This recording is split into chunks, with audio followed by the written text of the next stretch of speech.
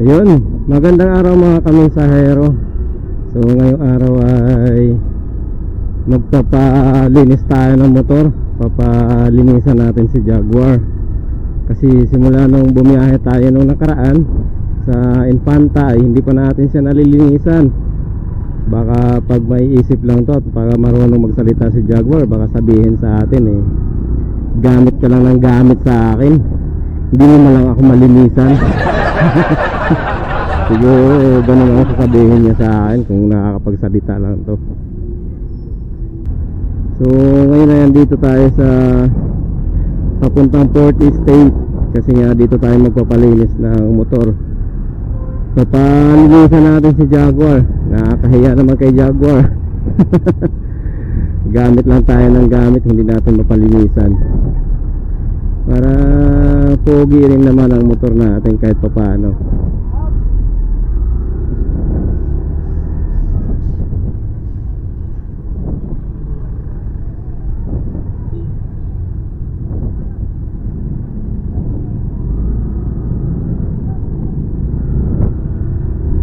Yan papasok na nga tayo dito sa Port State Tapos kita nyo naman hanggang dito sa looban traffic.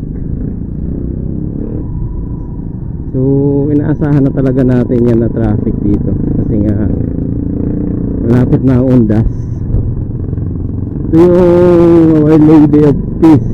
Dito ako nagsisimba dati nung nandito pa ako nakatira sa loob ng Port State dito sa may Casa Filipina.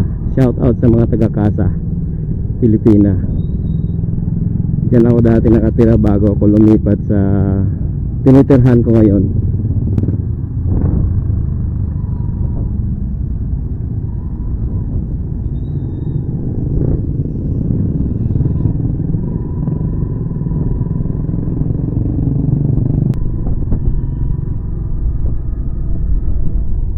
Dito tayo magpapalinis sa may Port State kasi nga dito tayo nagpapalinis dati at magaling maglinis yung mga tao dito, pulido. So alam ko na ang trabaho nila dito kasi palagi tayo nagpapalinis dito. Yun, dito na tayo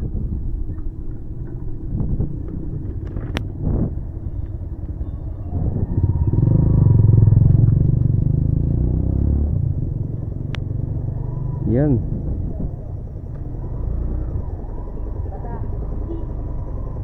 Dito na tayo.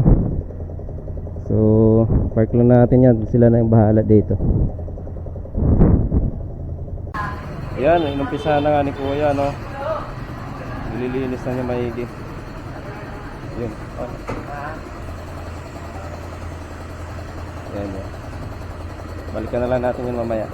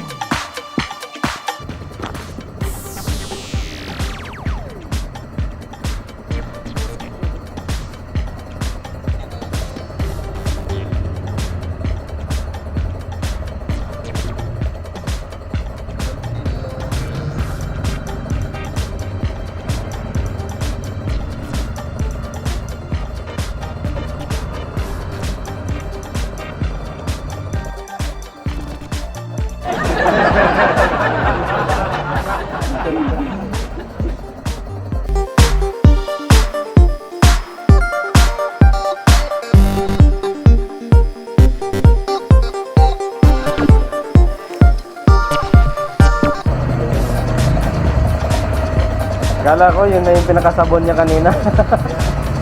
Di ba pala yun?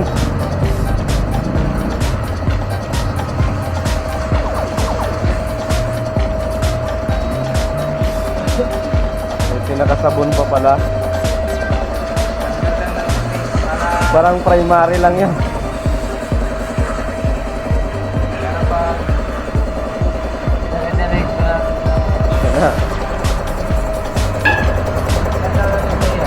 Ha? 3 3 years na yan. Tapos ngayon lang na hugasan sa ganito. Pero ano, laging hugasan dyan sa... Dito yung lima-lima dyan.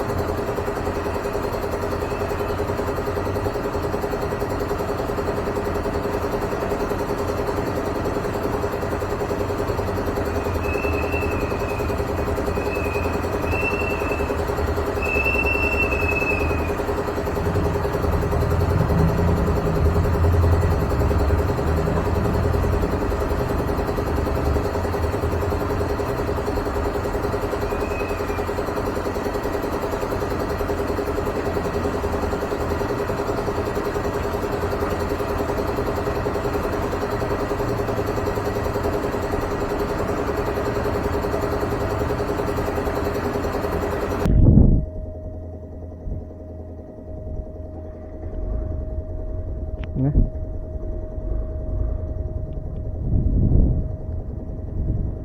Thank you, thank you. Anong pangalan mo? Nico. Sige, sa sunod ikaw lang ang paanan ko dito. Salamat.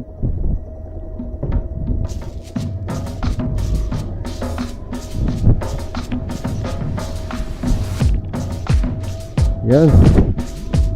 Ayun, okay na. Salamat kay Nico. Siya yung naglinis ng motor natin. Goods na goods maglinis si Nico. Solid. Talagang sinisipat niya pati yung mga kasulok-sulukan ng motor natin.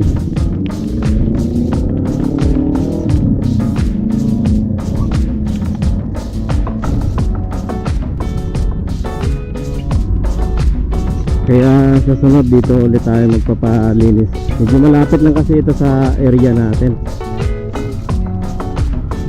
Ayun at medyo malinis na si Jaguar. Hindi na siya mahihiyang tumakbo sa daanan.